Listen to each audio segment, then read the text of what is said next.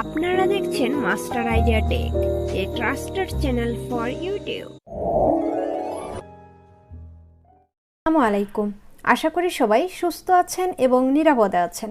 আজকের ভিডিওতে আমরা কিছু মেসেঞ্জারের হিডেন টিপস নিয়ে আলোচনা করব। হয়তো আপনারা অনেকেই জানেন, হয়তো বা অনেকেই জানেন না। তো যারা জানেন তারা না দেখলেও পারেন ভিডিওটি, আর যারা জানেন না তারা মনোযোগ দিয়ে ভিডিওটি কন্টিনিউ করতে পারেন। তো প্রথমেই আমরা চলে যাব প্লে স্টোরে। প্লে স্টোরে আসার পর আমরা দেখব যে আমাদের মেসেঞ্জারটি আপডেট আছে কিনা। আপডেট না থাকলে আপডেট করে নেবেন। তো দেখেন এখানে আমার মেসেঞ্জারটি আপডেট করা আছে অ্যান্ড ইনস্টল করাও আছে, এই জন্য আমি ওপেন বাটন এখানে ক্লিক করে দিলাম। ওকে, মেসেঞ্জারটি ওপেন হয়ে গেছে। আমরা যখন আমাদের রিলেটিভদেরকে ভিডিও অথবা ইমেজ পাঠাই, শেয়ার করি, দেখা যাচ্ছে যে অটোমেটিকলি সেই ইমেজটি ওপেন হয়ে যাচ্ছে বা ভিডিওটি প্লে হয়ে যাচ্ছে।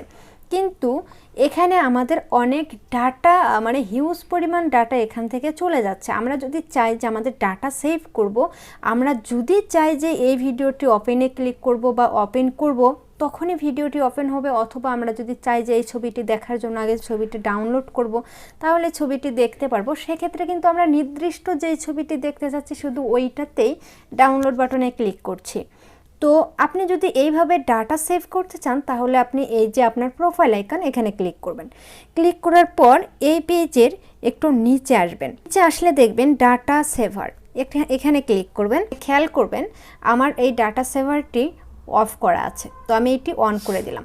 দেখবেন যে এখন যদি কেউ আমাকে কোনো ইমেজ অথবা ভিডিও দেয়, তাহলে আমার সেই ভিডিও বা ইমেজে ক্লিক করে ডাউনলোড করে দেখতে হবে। ইনস্ট্যান্টলি ভিডিও বা ইমেজটি আসা মাত্রই মানে ডাউনলোড হয়ে আসবে না আমার কাছে। এখন আমি চাইলেই ডাউনলোড করতে পারবো, না চাইলে আমার এমবি যেমন আছে সেরকমই থাকবে। নাম্বার 2, অনেক সময় আমরা একসঙ্গে অনেকেই থাকি, সেক্ষেত্রে মেসেঞ্জারে কল আসলে দেখা যায় কমন একটি রিংটোন সবার ফোনে বাজছে। সেক্ষেত্রে আমরা আইডেন্টিফাই করতে পারছি না যে কার ফোনে মেসেঞ্জার থেকে কল আসছে। সেক্ষেত্রে আমরা চাইলে মেসেঞ্জারের সেই কল সাউন্ডটি বা কল রিংটোনটি চেঞ্জ করতে পারি। এটি চেঞ্জ করার জন্য জাস্ট আপনার প্রোফাইল আসবেন, মেসেঞ্জার থেকে আসার পর এই যে নোটিফিকেশন অ্যান্ড সাউন্ড এখানে ক্লিক করবেন। ক্লিক করলে যদি এই নোটিফিকেশন অ্যান্ড সাউন্ড অফ থাকে অন করে দিবেন। দেওয়ার পর একটু নিচে দেখেন 4th নাম্বারে রিংটোন নামে একটি অপশন আছে, আপনারা এখানে ক্লিক করবেন। মেসেঞ্জারের সম্পূর্ণ লিস্ট আপনার সামনে শো করবে। এই লিস্টে মেসেঞ্জারের যাবতীয় রিংটোন সেভ করা আছে। আপনি এখান থেকে প্লে করে একটি একটি করে রিংটোন শুনবেন, তারপর আপনার পছন্দ মতো একটি রিংটোন এখানে অ্যাড করবেন। তো আমরা দেখি যে এখানে রিংটোনের সাউন্ডগুলো কেমন।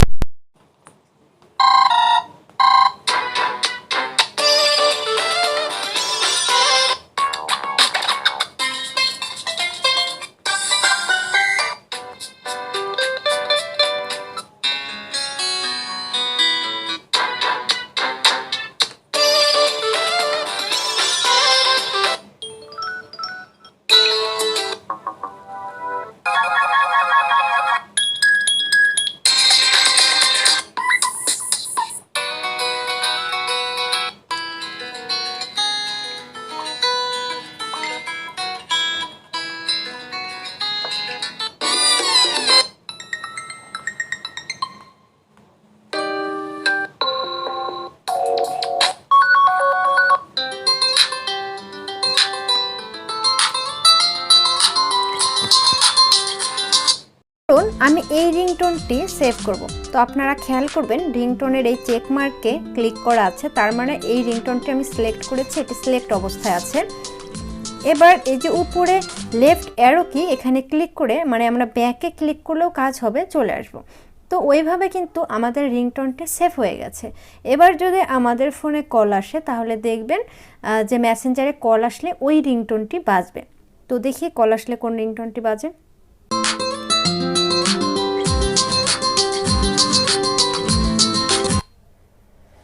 দেখতে পেলেন আমাদের মেসেঞ্জারে কল আসলে আমাদের কাঙ্ক্ষিত সেই সিলেক্ট করা রিংটোনটি প্লে হচ্ছে। তো এভাবে আপনারা মেসেঞ্জারের রিংটোন চেঞ্জ করবেন। তো এবার আসে আমাদের মেসেঞ্জারে কেউ SMS করলে একটি বাবুল আকারে মেসেজটি ওপেন হতো, বা এখানে প্রোফাইলের লোগো শো করে, এই রকম যেটা শো করে, এটি কিভাবে আনবেন? এটি আনার জন্য বা এই সিস্টেমটি অ্যাক্টিভ করার জন্য আবারও চলে যেতে হবে মেসেঞ্জারে, আবারও প্রোফাইলে নিচের দিকে আসবেন। এখানে দেখেন বাবলস একটি অপশন আছে, আপনারা এইখানে ক্লিক করবেন। ক্লিক করলে শো নোটিফিকেশন এটি অফ আছে, অন করে দিবেন। এবার যদি কেউ আমাদেরকে টেক্সট করে মেসেঞ্জারে, সেক্ষেত্রে খেয়াল করবেন যে এটি বাবল বক্স আকারে মেসেজটি ওপেন হবে আমাদের সামনে। সেই মেসেজে ক্লিক করলে নতুন একটি পপ আপ উইন্ডো ওপেন হবে মেসেজের জন্য। এই যে দেখেন এসএমএস আসলে আমাদের একটি বাবুল একটি ব্যাক হয়ে এসএমএসটি আসছে। খেয়াল করবেন যে এসএমএসটি কিন্তু হাইড হয়ে গেছে। এখন যদি আমরা এসএমএসটি সিন করতে চাই, নর্মালি তার প্রোফাইলে ক্লিক করলে দেখেন একটি নতুন পপ আপ উইন্ডো ওপেন হবে, এখানে তার কাঙ্ক্ষিত এসএমএসটি শো করবে।